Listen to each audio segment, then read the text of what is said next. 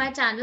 आज के वीडियो में मैं आप लोगों को ऑप्शन कॉन्ट्रैक्ट से रिलेटेड जो हमने लास्ट वीडियोस में देखा था कि उसकी अकाउंटिंग कैसे होती है, ऑप्शन कॉन्ट्रैक्ट के केस में जो टर्म्स यूज होते हैं उसका क्या मतलब है और कैसे इसके आप बैलेंस शीट पीएनएल बना सकते हैं। इसके बाद हम इस वीडियो में देखेंगे कि आप इनकम टैक्स रिटर्न कैसे फिल करेंगे। तो सबसे पहले मैं आप लोगों को बैलेंस शीट पीएनएल बताती हूँ कि ऑप्शन कॉन्ट्रैक्ट का कैसे दिखेगा। तो आपको सबसे पहले आपके बैंक स्टेटमेंट की जरूरत है, फिर उसके बाद जो सिक्योरिटी लेजर है जिसमें ट्रांजैक्शंस होते हैं प्रीमियम जाने के, प्रीमियम आने के, या कैपिटल एडिक्वेसी, ब्रोकरेज कमीशन, जो इनिशियल मार्जिन आप पे करते हैं वो लेजर आपको चाहिए। एंड उन दोनों को आप अकाउंटिंग करके कुछ ऐसा profit and loss and balance sheet बनेगा। प्रॉफिट एंड लॉस में आपके इनकम साइड में प्रीमियम जो आपको रिसीव हुआ होगा, equity index option premium receive, ये इनकम साइड में आएगी। जो प्रॉफिट्स हुए हैं ऑप्शन कॉन्ट्रैक्ट्स में वो इनकम साइड में आएंगे। एक्सपेंस साइड में आपके ब्रोकरेज कमीशन होगा, जीएसटी ऑन ब्रोकरेज होगा, अदर चार्जेस होंगे, equity index option premium paid, जो आपने प्रीमियम पे किया है ऑप्शन कॉन्ट्रैक्ट में वो आपके एक्सपेंस साइड में आएंगे। एंड लास्ट आपका आएगा लॉस ऑन ऑप्शन कॉन्ट्रैक्ट, जो जो कॉन्ट्रैक्ट्स आपने जब सेटल करे हैं और आपको लॉस इनकर हुआ है वो आपके एक्सपेंस साइड में आएंगे। ऐसे करके आपका नॉट नेट लॉस आ जाएगा। सारे जो अपने क्लियरिंग मेंबर्स होते हैं, ब्रोकर्स होते हैं, वो प्रॉफिट एंड लॉस स्टेटमेंट भी प्रोवाइड करते हैं। उसमें हर एक कॉन्ट्रैक्ट वाइज आपका प्रॉफिट एंड लॉस दिखता है, जिसको आप एब्सोल्यूट ऐड करेंगे तो टर्नओवर कंप्यूट होता है और उसमें प्रीमियम जितना आपको रिसीव हुआ वो आप ऐड कर देंगे तो आपका टर्नओवर आ जाएगा। वैसे ही आपको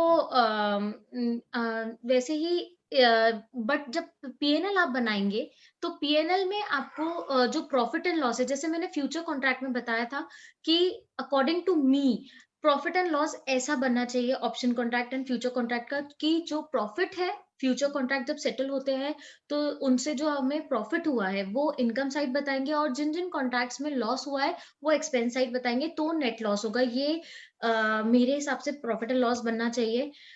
इसके बाद वैसे ही मैंने ऑप्शन कॉन्ट्रैक्ट का भी उसी कॉन्सेप्ट में बनाया है। और बैलेंस शीट में आपका कैपिटल आएगा जितना आपने पैसे लगाए हैं ऑप्शन कॉन्ट्रैक्ट में, और अभी जितने भी बचे हैं वो आपके कैपिटल फॉर्म होगा। इसके बाद जितना प्रीमियम रिसीव हो रहा है वो इनिशियली आप लाइबिलिटी करेंगे, एंड जब सेटल होते हैं कॉन्ट्रैक्ट तब हम उसको पीएनएल में ट्रांसफर कर देंगे। ये हमने अकाउंटिंग वाले वीडियो में देखा था। वैसे ही करेंट एसेट में आपका डिपॉजिट, इनिशियल डिपॉजिट आपने जितना लगाया वो आएगा। इसके बाद प्रीमियम जितना आपने पे किया है, पे करने पे वो आपका एसेट है, और जब सेटल होता है तो वो आपको एक्सपेंस में ट्रांसफर करना है। इसके बाद बैंक अकाउंट आएगा, ये आपके बैलेंस शीट और पीएनएल का फॉर्म होगा। अब मैं आपको इनकम टैक्स रिटर्न बताती हूँ। इनकम टैक्स रिटर्न में सबसे पहले आपको जो जनरल वाला लेजर है पार्ट 1, उसमें आपको जो ऑडिट इंफॉर्मेशन है, ऑडिट इंफॉर्मेशन में 44AA यस सिलेक्ट करना है अगर आपके बुक्स ऑफ अकाउंट्स एप्लीकेबल हैं। अगर ऑडिट होना है तो ऑडिट वाले सेक्शन को भी आपको यस करना है, बट अपने केस में यहाँ पर सिर्फ बुक्स ऑफ अकाउंट्स डिस्क्लोज हो रहे हैं, ऑडिट नहीं हो रहा है। ऑडिट होगा तो आपको वहां पर भी यस करना पड़ेगा, बस यही चीज जनरल में आएगी। इसके बाद आपको नेचर ऑफ बिजनेस में 13018, क्योंकि फ्यूचर एंड ऑप्शन का अलग से कोई कोड नहीं है इसलिए अदर फाइनेंशियल इंटरमीडिएशन सर्विस में आप इसको सिलेक्ट कर सकते हैं। नेक्स्ट अब बैलेंस शीट हम देखेंगे। बैलेंस शीट में आपने जैसे अभी एक्सेल में हमने देखा था कैपिटल है तो सोर्सेज ऑफ फंड में आपको कैपिटल अमाउंट बताना है। एप्लीकेशन ऑफ फंड्स में जो आपका डिपॉजिट अगर कुछ रह गया या बैंक अकाउंट है, ये सारी चीजें आपको बैलेंस शीट में बताना है एप्लीकेशन ऑफ फंड में।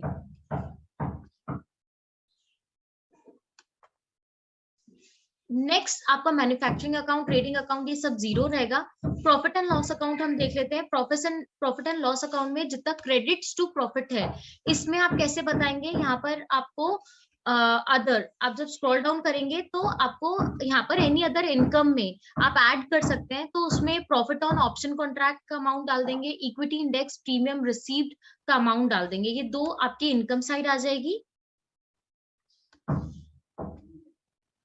इसके बाद हम debits to profit and loss account देखेंगे। Debit to profit and loss account में आपको स्ट्रेट अवे अदर एक्सपेंसेस में आना है कंटिन्यू करके।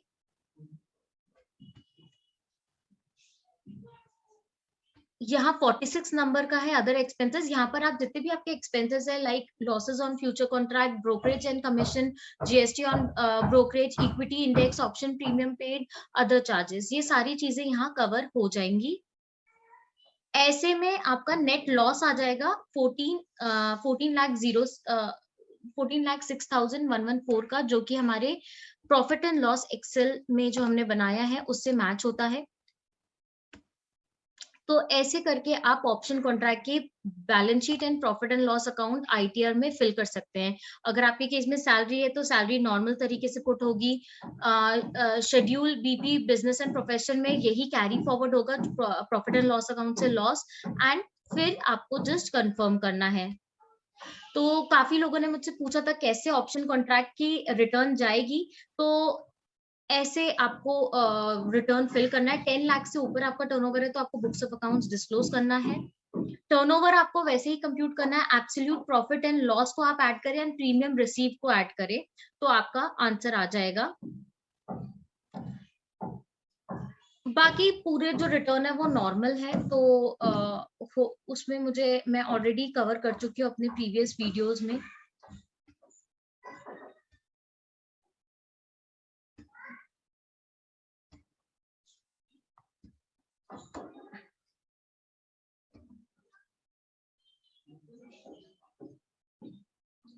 एक बार हम देख लेते हैं कोई वैलिडेशन एरर तो नहीं आ रहा। एक आ रहा है।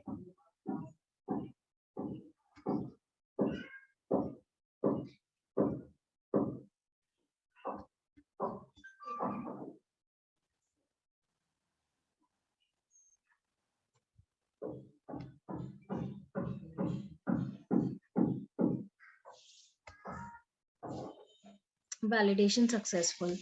तो होप आपको ये ऑप्शन कॉन्ट्रैक्ट का इनकम टैक्स रिटर्न कैसे फाइल करते हैं ये समझ आ गया होगा। अब मैंने फ्यूचर एंड कॉन्ट्रैक्ट से रिलेटेड सारी चीजें कवर की है। फ्यूचर कॉन्ट्रैक्ट के अलग वीडियोस है, ऑप्शन कॉन्ट्रैक्ट के अलग है। इन सबके मैं एक अलग प्लेलिस्ट बना दूंगी।